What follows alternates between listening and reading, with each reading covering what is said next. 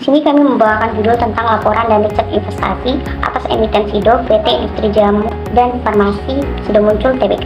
Latar belakang, jamu merupakan istilah obat tradisional di Indonesia. Jamu dianggap obat yang menakutkan karena rasanya yang pahit. Sehingga sekarang ini banyak yang memproduksi jamu dengan tambahan pemanis, misalnya madu.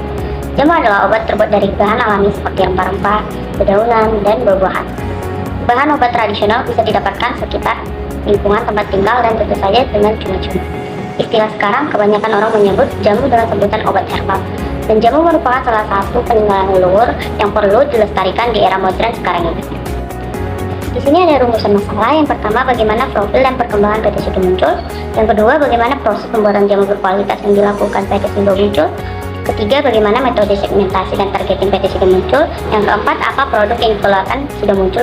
Di sini juga ada deskripsi bisnis. PT Industri Jamu dan Farmasi Sidomuncul Tbk merupakan perusahaan manufaktur yang memproduksi jamu terbesar dan termodern di Indonesia dengan pasar terbesar untuk kategori produk jamu tradisional yang didirikan pada tahun 1975. Dengan pengalaman lebih dari 87 tahun, PT Industri Jamu dan Farmasi Sidomuncul telah mengembangkan brand Sidomuncul yang dikenal dengan baik. PT Sidomuncul telah memiliki lebih dari 300 jenis produk dan Sidomuncul menyediakan layanan berkualitas tinggi pada pelanggannya. PT Sidomuncul juga memiliki visi misi. Yang pertama ini visi, menjadi perusahaan farmasi, obat tradisional, makanan minuman kesehatan, kosmetik, dan pengelolaan bahan herbal yang dapat memberikan manfaat bagi masyarakat dan lingkungan. Nah, selanjutnya di sini ada misi PT Sidomuncul. Yang pertama itu mengembangkan produk-produk berbahan baku herbal dalam bentuk sediaan farmasi, obat tradisional, makanan minuman kesehatan, dan kosmetik berdasarkan penelitian yang rasional, aman, dan jujur.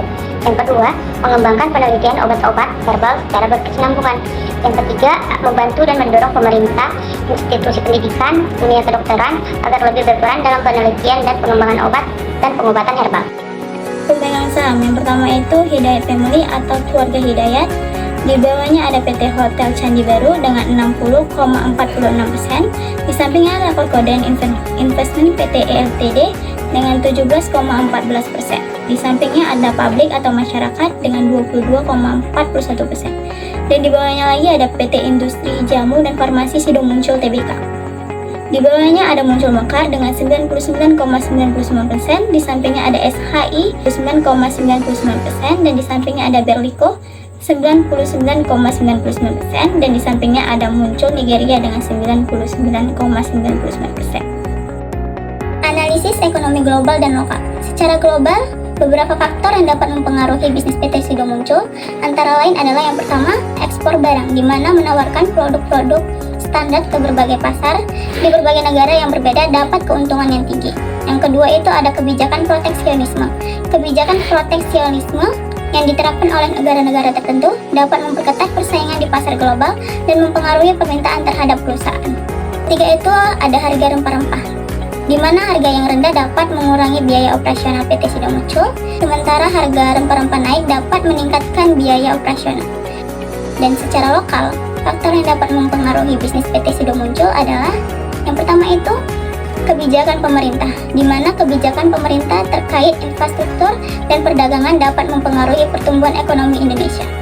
Pertumbuhan ekonomi Indonesia yang positif dapat memicu permintaan yang lebih tinggi. Sebaliknya, penurunan pertumbuhan ekonomi Indonesia dapat mempengaruhi kinerja bisnis PT SIDO muncul. Yang kedua itu persaingan di pasar lokal. Persaingan di pasar lokal dapat mempengaruhi kinerja bisnis PT SIDO muncul. Persaingan yang ketat dapat mempengaruhi harga jasa logistik dan mempengaruhi kinerja bisnis. Tinjauan industri dan posisi persaingan. PT SIDO muncul adalah perusahaan yang terkenal dalam industri kesehatan dan obat-obatan tradisional di Indonesia.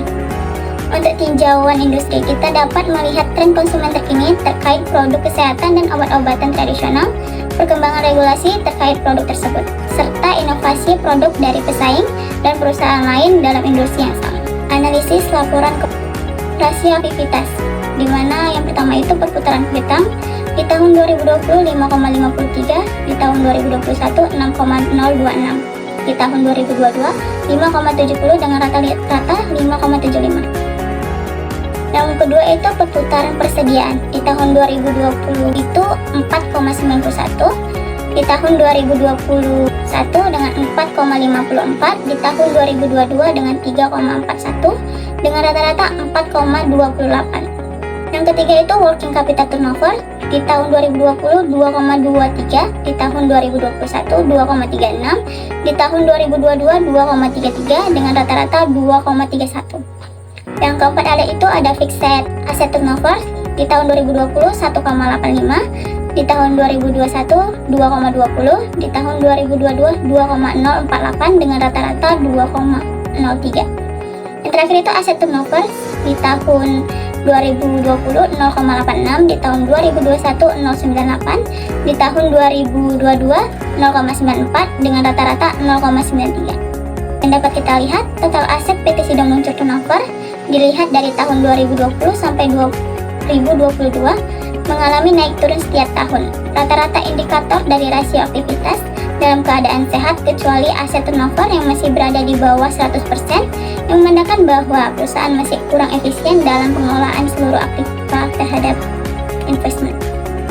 Selanjutnya kita masuk ke pembahasan mengenai evaluasi. Berikut ini adalah gambar atau diagram dari harga saham PT Sido Muncul. Heribertus merekomendasikan buy untuk Sido dengan target harga pada 1000 saham. Selanjutnya kita masuk di risiko investasi. Risiko investasi itu terbagi atas tiga. Yang pertama itu ada risiko ketersediaan bahan baku, di mana bahan baku ini tergantung terhadap perubahan cuaca, di mana jika kondisi cuaca yang alam yang tidak bersahabat akan mengakibatkan risiko berpengaruh terhadap ketersediaan bahan baku tersebut dan mengalami keterlambatan proses produksi pasar. Yang kedua itu ada risiko persaingan usaha. Persaingan usaha menjadi semakin kompetitif karena pesaing berusaha untuk menciptakan produk yang sejenis atau serupa dengan PT Sido Muncul yang terkait dengan vitamin atau suplemen dengan produk unggulan. Persoalan yang sudah menjadi pemimpin pasar seperti tolak angin, tolak lilin, dan lima energi. Terakhir itu ada yang dimana itu risiko sumber daya manusia. Kekurangan sumber daya manusia yang berkualitas mungkin dapat berdampak terhadap kegiatan usaha, hasil operasi, dan prospek pasar. Dan kita masuk ke tata kelola perusahaan. Tata kelola perusahaan yang diterapkan oleh Sido Muncul terdiri dari kode etik perusahaan atau corporate conduct, pedoman prinsip komisaris, kebijakan dan keputusan pendukung yaitu kebijakan visual, korupsi, serta mekanisme risiko analisis berkelanjutan. Dewan komisaris dan direksi secara bersama-sama bertanggung jawab atas keberlangsungan usaha perusahaan dalam jangka panjang. Dalam konteks standar, direksi adalah badan tata kelola tertinggi eksekutif yang secara kolektif kolegial bertanggung jawab untuk kepengurusan perusahaan, mengambil keputusan dan mengawasi pengelolaan dampak operasional perusahaan terhadap aspek ekonomi, lingkungan, dan masyarakat. Kesimpulan yang dimana kesimpulan dari pemaparan materi kami itu adalah PT Sido Muncul adalah perusahaan jamu terkemuka di Indonesia dengan sejarah yang panjang dan prestasi yang mengesankan. Didirikan pada tahun 1970. Perusahaan ini telah mengalami perkembangan yang signifikan dari sebuah usaha kecil menjadi salah satu perusahaan terbesar